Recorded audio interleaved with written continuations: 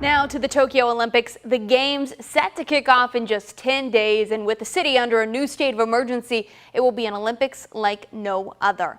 James Longman has the details. It was hope pushing Tokyo's Olympics back a year would give Japan enough time to get past the pandemic. But with the opening ceremony now less than 2 weeks away, that hasn't happened. Nothing about these games will be normal.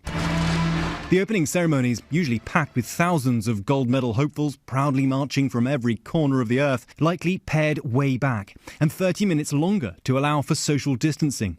A massive testing and quarantining process is in place. Athletes must arrive at the Olympic Village in Japan's capital 5 days before their sports start, and they have to leave the country 48 hours after they've been eliminated or their event ends, whatever comes first. And masks are mandatory at all times except when competing. They have to kind of pretend they're back in 2020, dealing with those very rigid rules that they live by in 2020, even though now, of course, it's the summer of 2021.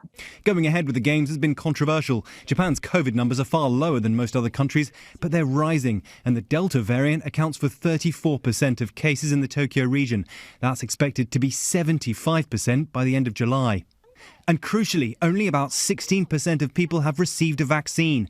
There's big local opposition to these events happening at all. Olympic organisers have implemented strict protocols to keep athletes safe and the Games running smoothly, like daily testing and tracking apps to monitor movement. No high fives, no handshakes, no cheering, no yelling.